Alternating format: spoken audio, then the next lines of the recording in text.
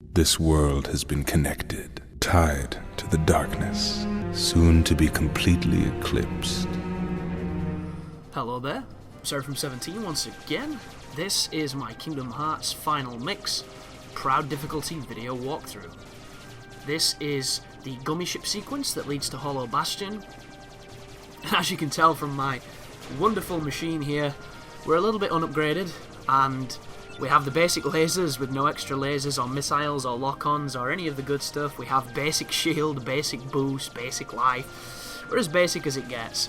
And you might have some issue with some of these later sequences in the Gummy ship if you're going to do what I'm doing here. And that is, no upgrades on the Gummy ship. But it's not, it's not a cave shooter. It's not going to utterly destroy you. It's not like the Tohu or Tuhao or however the hell you pronounce those Danmaku curtain fire shooters. So you should be okay with this little sequence here. But it is kind of interesting what they tried to do with the Gummy sections, because as you've just saw, destroy enemies and debris in asteroid fields and tie-dye shirts and all that crazy stuff, and they drop things, and you can see on the right what they're dropping, as my Norton apparently protects me from adware.bl. something. So yeah, something just tried to rape my computer, but we're safe, thanks to Norton. Thank you, Norton. But on the right-hand side, there's the circle image with the glyph on it, like a rune, then there's the diamond, then there's the star, then there's like a rock, then there's a green crystal of sorts, then there's the crazy bouncy ball, the stars on it, then there's the cube, and then there's the enemies that you've killed, and then your score above. And you'll notice just then I broke something. I got Shell G, I got Aero G, and every single thing you do in this sequence, you are picking up resources to make your ship better and to customize it. And on paper, when you think about that, that is a really cool idea. Having a side bit of gameplay that essentially acts as a loading screen between levels that you can go into so much depth with. I think that sounds like a wonderful idea, and sure, this has been implemented in a kind of weak way. It's got a very complicated and an overly interface-heavy creation system, which once you understand it, it's easy, but understanding it can take, 10, 15, maybe an hour, depending on how quickly you learn new interfaces. And then the gameplay itself is especially lacking. It's very retro, looks like it was designed in Flash, not much effort's gone into it, but even then, there's still quality here, and I just think the notion of having something so deep and so throwaway is really cool. Just a curveball of gameplay that doesn't fit the rest of the story, but can give you a nice distraction and side quest when you need it. And not a lot of games are brave enough to do that anymore. But this is Hollow Bastion, and this is probably the place with the best music in the game. And you're going to get the theme stuck in your head because it's so good, so just get used to it. But there are some interesting exposition moments in this particular part of the game. As you can see, Sora, Goofy and Donald are getting ready to face what they believe to be, one of the last parts of the game. And it is the second to last world, but we've still got quite the adventure left. So the first sequence, you're going to be doing some platforming. In this area there are a ton of chests that you can get. The bubbles that you see littered around, they will take you into air pockets under the water so you can pick up the chests. But believe me when I say, the chests themselves are complete throwaways. You don't have to get them unless you're OCD or unless you just enjoy collecting them.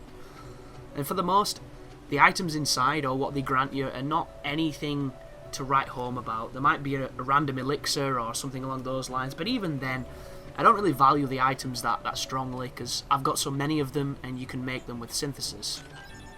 For instance, a Blizzara ring. It's probably a nice notion, but at this moment in the game you can probably have much better equipment than that if you're playing, meticulously. But right there was a cutscene that I've trimmed out. There's a lot of stuff happening in the world of Kingdom Hearts at this part, and unfortunately Sora has been removed of the Keyblade, and Donald and Goofy have left him, which is kind of sucky for Sora, but at the same time there is, an explanation for it, and I don't want to ruin it for the people who haven't played. And you might be watching this video and this is your first video of mine that you've seen, and you're like, dude, why aren't you showing the cutscenes? I came to watch cutscenes, nobody cares what you have to say. And I do apologise, man, but that's what I do on these guides. I tell you what's happening, I tell you how to beat sections, I tell stories, I do random things. I don't put cutscenes in because that's not a guide, that is a playthrough. And there are plenty of other videos on YouTube if that's what you're wanting. And I do like to repeat this quite often in the walkthroughs, just to save folks time. You know, the time it takes to leave a comment saying how much you disliked something for a very specific reason which is contradictory to the intention of the content, you could have spent that time finding what you wanted. And it seems really bizarre to me that people are so willing to do that, and so unwilling to do something that's much more enriching and probably makes them feel better in the end. But now you've done some platforming, a couple of things to bear in mind. Sora cannot kill the Heartless all that quickly. He's pretty useless with the wooden sword. It does very small damage. Your magic will do damage, but once again, I tend to not use magic so much. And Beast is so powerful at this part in the game, he's going to be the guy who kills things. So, you'll notice I come up to this door, but it's shut because you're supposed to go to the gate on the other side. And I'm just hoping that Beast is going to wreak some havoc, and he doesn't seem to be wanting to do it. But there are some new enemies in this place, some enemies that are a step up from the previous ones, so I'm going to look in the book and I'm going to share some information with you. Let's have a look-y. So, the defender, well, the enemy I'm fighting right now is called a Dark Ball. And you'll notice I'm avoiding them. The main reason for this is you don't have to fight them, and with this sword, it's a waste of time. But the Dark Ball has 90 life on normal in the normal game, so he may be slightly buffed on this version. 35 strength, 27 defense, and 60 experience for killing him. His attack type is dark, so if you have dark defense, you'll obviously have a resistance to him.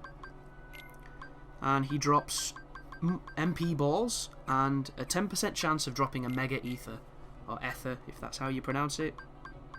His weaknesses are all pretty standard, there's nothing there that's going to give you much of an advantage. So let's have a see what else we've seen. Enemies you're going to be seeing later on, once we do this little puzzle here, which... This is one of the moments where the game ages in a second, because...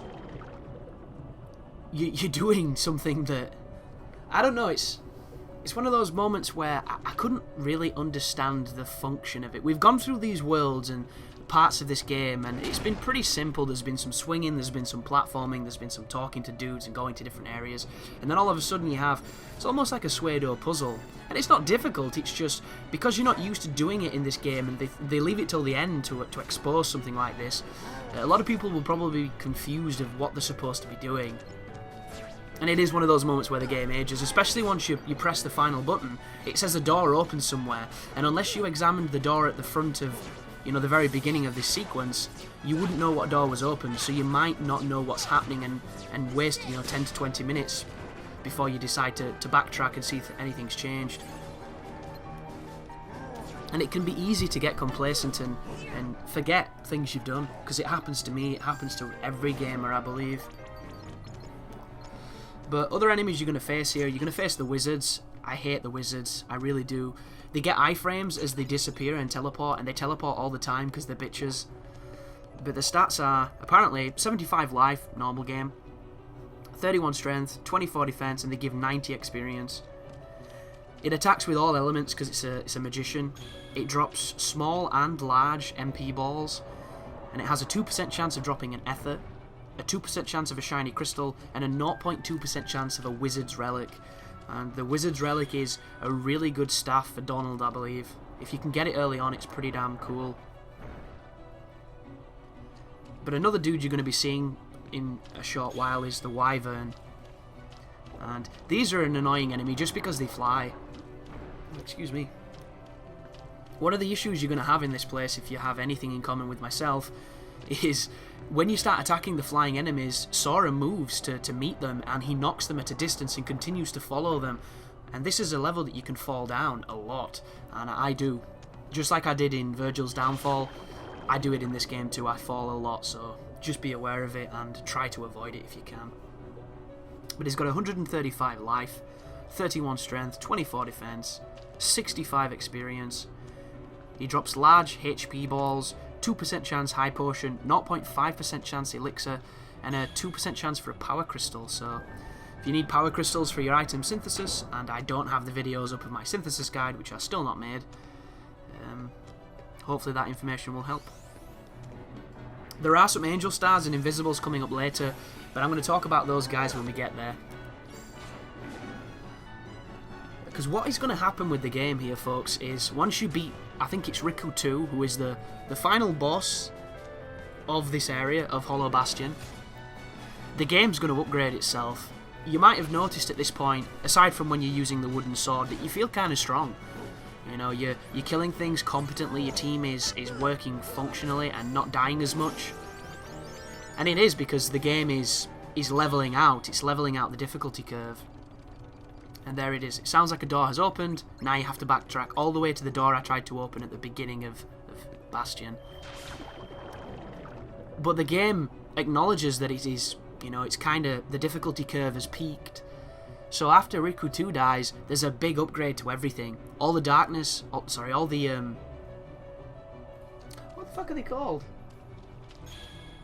Is it, I've just brain farted on what the darkness are called. Darklings. Heartless. Darkless. What am I even saying? Heartless. Wow. Talk about a brain fart. All the Heartless get an upgrade. So instead of fighting, you know, the standard dudes and the soldiers, you start fighting enemies from here in places, and upgraded enemies, and everything has more life, does more damage, and is a higher level. So you immediately go from feeling quite competent and confident to weak again. And if you're going for the Speedster Trophy on your proud run, it's more than possible to be done. In fact, mine is quite a slow run, but I get there in the end. You're going to notice this jump because you don't really have the time to farm unless you're doing the Black Mushroom guys. So you're going to feel like the game took a step up and it kind of lost you. And you can compensate with this by using items, you know, by getting better equipment, by playing better. But every so often you're going to feel the difficulty spike. So just be aware that post Hollow Bastion, the game steps up. Sometimes in a fair way, other times in a kind of cheap way.